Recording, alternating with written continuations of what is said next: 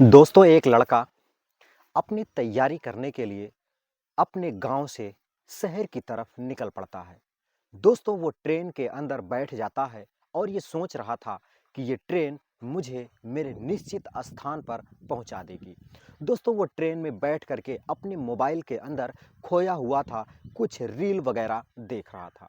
दोस्तों तभी देखता है कि उसी ट्रेन के अंदर एक लड़की जो कि बिल्कुल जवान है और वो 18 से 20 साल की उम्र में बेहद ही खूबसूरत होते हुए उस ट्रेन के अंदर भीख मांगने का काम कर रही होती है। दोस्तों जैसे ही वो लड़का उस लड़की को देखता है तो वो उसे देखता ही रह जाता है, क्योंकि उसके जो चेहरे की खूबसूरती थी वो उसके दिल के अंदर उतर जाती है। दोस्तों वो लड़का ये सोचने पर मजबूर हो जाता है कि इतनी खूबसूरत और इतनी सुशील और इतनी जवान लड़की भला ट्रेन के अंदर भीख कैसे मांग सकती है। दोस्तों वो उसके ख्यालों में डूब जाता है और उसको कहीं ना कहीं अपने मन के अंदर बसा लेता है।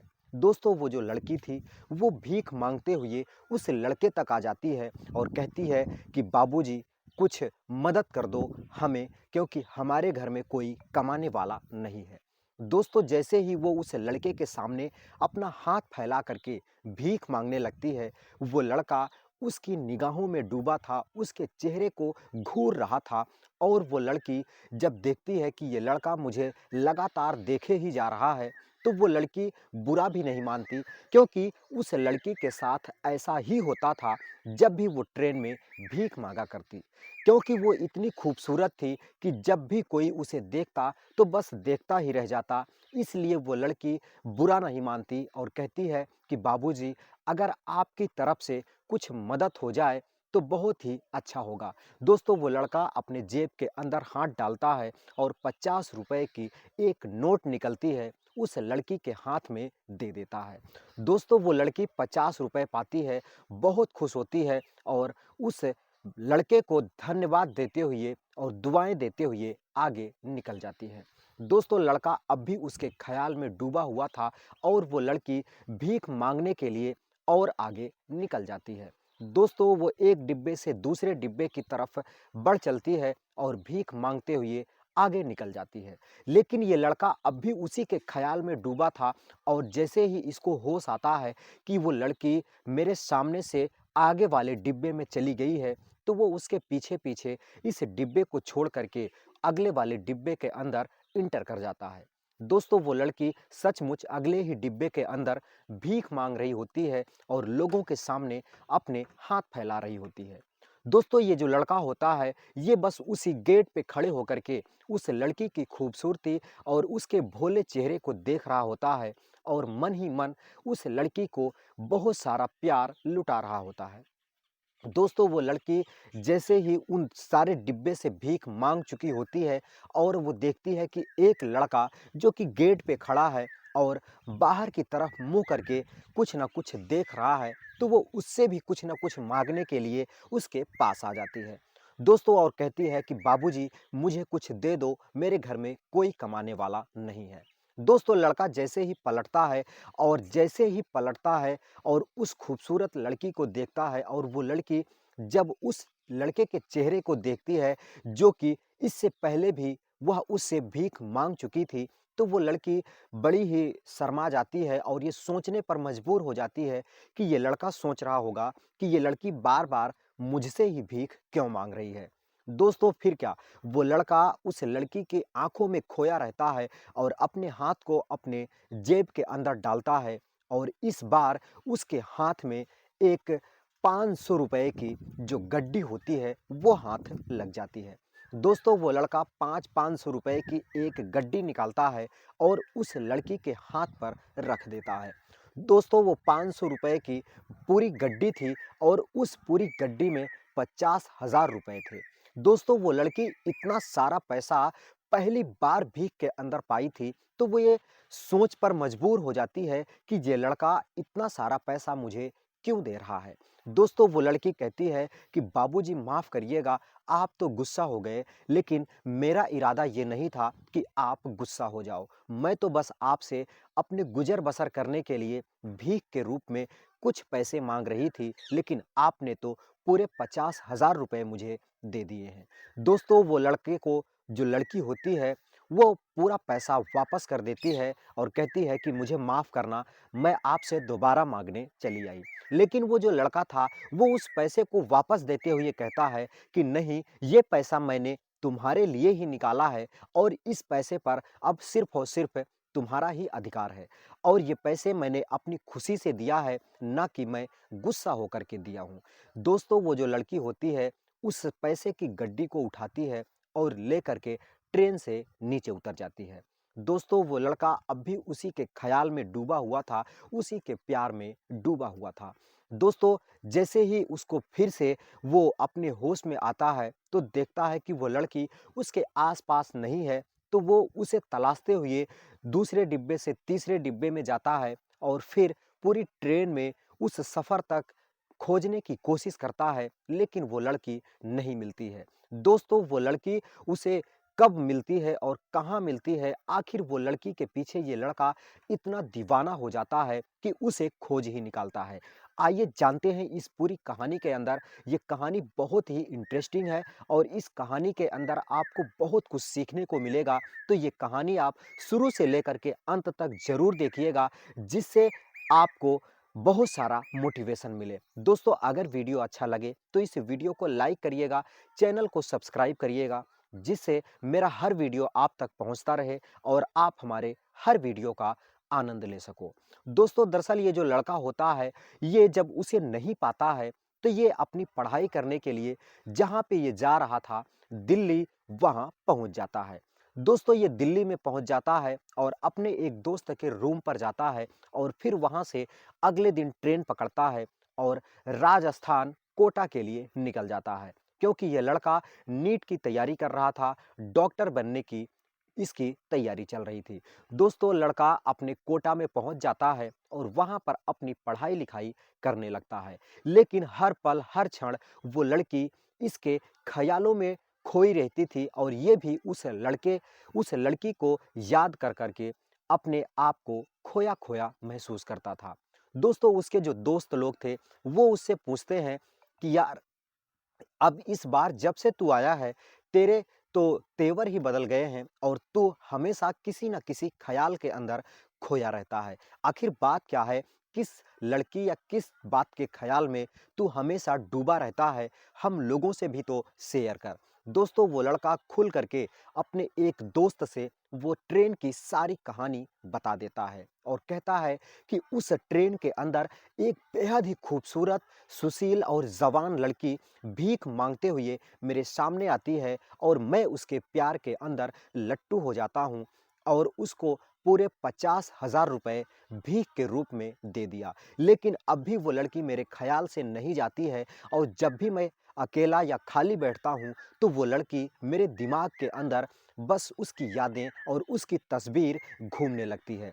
दोस्तों, उसके जो दोस्त थे, वो कहते हैं कि भूल जाओ ऐसी लड़कियों को, क्योंकि ऐसी लड़कियां हमेशा स्टेशन पर या ट्रेन पर तुमको मिल ही जाया करेंगी। लेकिन वो लड़का था कि उसकी याद से बाहर नहीं आ पा रहा था, तो एक दोस्त से वो कहता है कि यार, उससे मुझे मिलना है, तू बता कौन सा ऐसा जुगाड़ किया जाए जिससे उससे दोबारा मिला जा सके।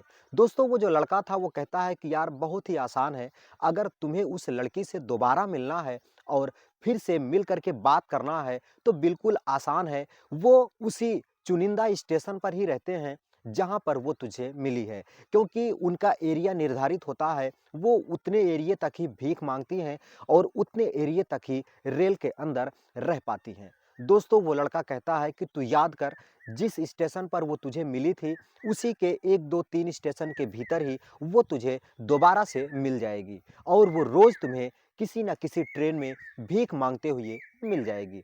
दोस्तों, वो जो लड़का था वो बहुत खुश होता है और उसके आइडिये पर वो उसे धन्यवाद देता है और अगले दिन वो उसी राजस्थान कोटा से एक ट्रेन पकड़ता है और अपने गांव की तरफ निकल पड़ता है, क्योंकि वो प्रयागराज रेलवे स्टेशन से बैठा था और वो कोटा के लिए निकला था। दोस्तों, मैहर के आसपास में वो लड़की उसे मिली थी और मैहर स्टेशन पर वो लड़की नीचे उतर करके अपने गांव चली गई थी। दोस्तों वो लड़का मैहर के आसपास पहुंचता है और हर ट्रेन के अंदर वो झांक करके उस ट्रेन के अंदर तलाश करने लगता है और उस लड़की को ढूंढने लगता है।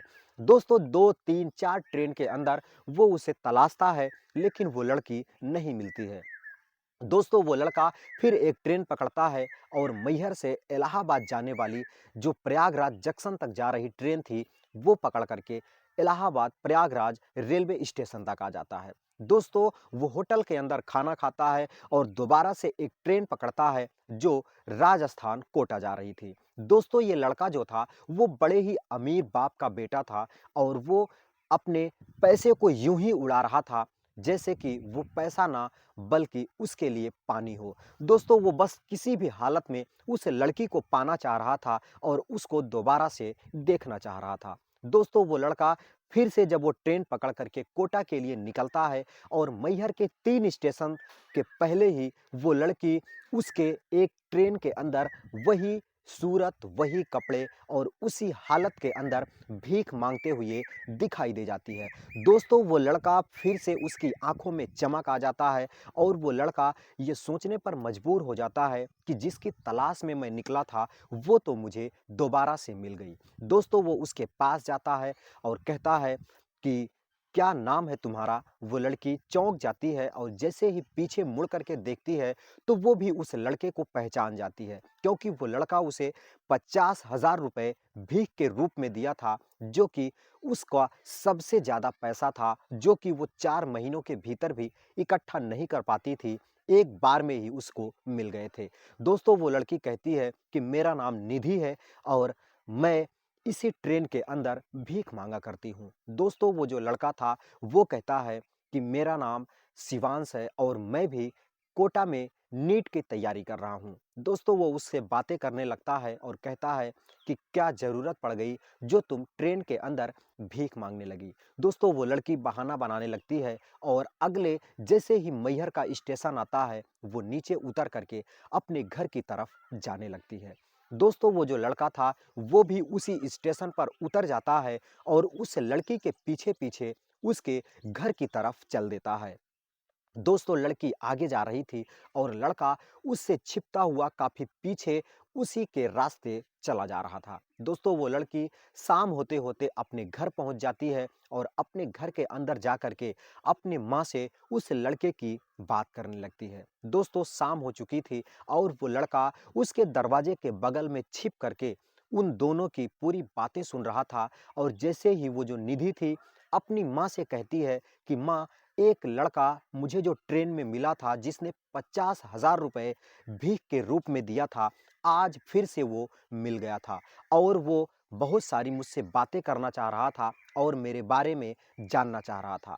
दोस्तों उस लड़की की जो माँ थी वो निधि से कहती है कि बेटा, ऐसे लोग बड़े कम ही मिलते हैं, तो क्या हुआ, तुमने उससे बात तो किया? वो कही हाँ माँ, मैंने उससे बात किया, मैंने उसको अपना नाम बताया, अपना काम बताया, लेकिन मैंने अपना पता उसे नहीं बताया। दोस्तों वो जो लड़की थी निधि वो अपने काम में व्यस्त हो जाती है और ये लड़का जो होता है वो उसके दरवाजे के बगल में छिप करके उससे मिलने के इंतजार में था। दोस्तों फिर क्या, शाम का जो बर्तन था वो धोने के लिए और खाना बनाने की तैयारी के लिए जो निधि थी वो सुबह का जितना भी खाना था वो एक प्लेट में निकालती है और अपने गायों को देने के लिए, जो गाय जहाँ पे बंधी होती है जिसे हम लोग सार बोलते हैं, वहाँ पर ले जा करके उनके नाद में डालने की कोशिश करने लगती है। दोस्तों जैसे ही वो थाली से जूठा भोजन लेकर के अपने दरवाजे से बाहर निकलती है और तभी ये जो लड़का था शिवांश उसके पीछे लग जाता है। दोस्तों जैसे ही वो अपने जानवरों को, अपने गायों को वो जूठा भोजन डाल करके वापस आने वाली थी कि तभी उसे लगता है कि जैसे कोई उसके सामने खड़ा हुआ है, क्योंकि रात अंधेरी थी और घर के अंदर और भी ज़्यादा अंधेरा था, जिस वजह से वो समझ नहीं पाती और जैसे ही वो टॉर्च जलाती है सामने वो लड़का शिवांश ही खड़ा होता है, जो कि अभी अभी दिन में उसको ट्रेन के अंदर मिला था। दोस्तों वो चिल्ला पड़ती है, वो चिल्लाने लगती है और तभी जो शिवांश होता है उसके पास पहुंचता है और उसके मुंह को दाब देता है और कहता है कि निधि, चिल्ला क्यों रही हो? मैं तो तुमसे ही मिलने आया हूँ और अगर ऐसे शोर कर दोगी तो बहुत सारे लोग आ जाएँगे और हम दोनों को यहाँ पे कुछ अलग तरीके की बात करने लगेंगे और कुछ और ही सोच लेंगे। दोस्तों जो निधि थी वो कहती है कि लेकिन इस तरीके से छुप करके तुम मुझसे क्यों मिल रहे हो? अगर कोई देख लेगा तो वो तो यही समझेगा कि हम दोनों यहाँ पर कुछ गलत करने के लिए ही मिले हुए हैं। दोस्तों जो लड़का शिवांश था वो कहता है कि क्या करूँ, तुम्हारी याद में मैं यहाँ तक चला आया और अब तो ऐसा लगता है कि बगैर तुम्हारे मैं एक पल भी जिंदा नहीं रह पाऊँगा। दोस्तों जो निधि थी वो कहती है कि ठीक है, लेकिन अभी तुम जाओ। तो वो कहता है कि ठीक है, मैं जा रहा हूँ, लेकिन मैं स्टेशन पर ही तुम्हारा इंतज़ार करूँगा और कल सुबह जैसे ही तुम आओगी फिर से तुमसे बात करूँगा। दोस्तों जो निधि थी वो कहती है कि स्टेशन पर क्यों?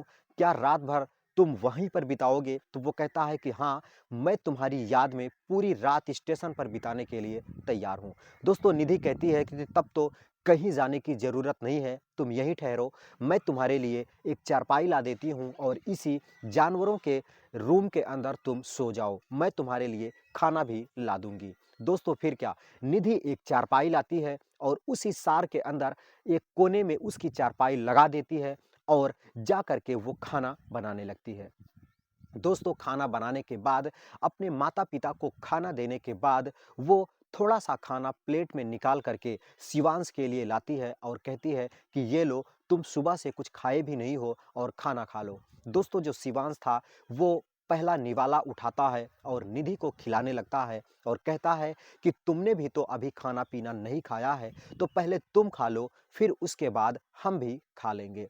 दोस्तों निधि कहती है मेरा तो घर ही है, मैं तो खा पी लूँगी, लेकिन पहले तुम खा लो। दोस्तों फिर क्या, दोनों में ढेर सारी बातें होती हैं और एक-दूसरे के साथ वो एक ही थाली के अंदर भोजन करने लगते हैं। दोस्तों देखते ही देखते इन दोनों का जो प्यार था वो परवान चढ़ने लगता है और इनका जो मिलने का सिलसिला था वो हफ्ते में 2 से 3 बार हो ही जाया करता था। दोस्तों एक दिन उसकी जो माँ थी वो इन दोनों के मिलने के जो तरीके थे उसको पहचान जाती है और एक दिन रात में वो भी उन दोनों को मिलते हुए देख लेती है। दोस्तों जैसे ही उसकी माँ निधि के सामने आती है तो निधि डर सी जाती है और वो बिल्कुल चुप हो जाती है, लेकिन जो शिवांश था वो उसकी माँ के पैर स्पर्श करता है और कहता है कि माँ, हम दोनों एक दूसरे से प्यार करते हैं और एक दूसरे के साथ जिंदगी बिताना चाहते हैं। दोस्तों जो निधि की माँ थी वो निधि के साथ उसकी एक मंदिर में शादी करवा देती है, क्योंकि वो बड़े बाप का बेटा था। तो उसने कहा कि आज के बाद निधि को ट्रेन के अंदर भीख मांगने की ज़रूरत नहीं है। जो भी कुछ खर्चा होगा वो सारा पैसा मैं अपनी तरफ से आप लोगों को दे दूँगा और आप लोगों के पूरे खर्चे मैं उठा लूँगा। दोस्तों तब से निधि और शिवांश कोटा में जा चुके हैं और वहीं पर जा कर के एक दूसरे के साथ पढ़ाई करने लगते हैं। दोस्तों अब जो शिवांश था वो अपनी कोटा पे पूरी नीट की जो डिग्री थी उसको फाइनल कर लेता है और एक डॉक्टर बन जाता है। दोस्तों डॉक्टर बनने के बाद वो जो होता है वो अपने गाँव आता है और अपने माता-पिता को सारी बात बता देता है और कहता है कि मैं एक निधि नाम की लड़की से प्यार करता था और उसी के साथ मैंने शादी कर लिया। दोस्तों जो शिवांश के माता-पिता थे वो तो पहले गुस्सा होते हैं और फिर कहते हैं कि बेटा उस निधि के माता-पिता क्या करते हैं? तब वो लड़का झूठ बोल देता है और कहता है कि निधि के माता-पिता बड़े ही अच्छे हैं और वो एक कंपनी के अंदर जॉब करते हैं। निधि भी पढ़ाई कर रही है और वो भी बहुत अच्छी और सुशील लड़की है। दोस्तों फिर क्या, उसके माता-पिता कहते हैं कि मुझे उस लड़की से मिलना है, तो वो कहता है कि ठीक है, मैं अगली बार अपने साथ उसे घर पर ज़रूर लिवा के आऊँगा। दोस्तों फिर क्या, शिवांश जाता है और 1-2 महीने के बाद जब अगली बार आने लगता है, तो उस निधि को अपने साथ लाता है और अपने माता-पिता से मिलवाता है। दोस्तों उसके माता-पिता जब निधि से मिलते हैं तो कहते हैं कि बेटा तुम तो बहुत सुशील हो, लेकिन तुम्हारे माता-पिता क्यों नहीं आए? तुम्हारी दोबारा से हम लोग यहाँ गाँव में अच्छे रीति-रिवाज के साथ शादी करना चाहते हैं। तब वो जो लड़का शिवांश था फिर झूठ बोल देता है और कहता है कि इनके माता-पिता राज़ी नहीं हैं और हम दोनों भाग कर के शादी किए हैं।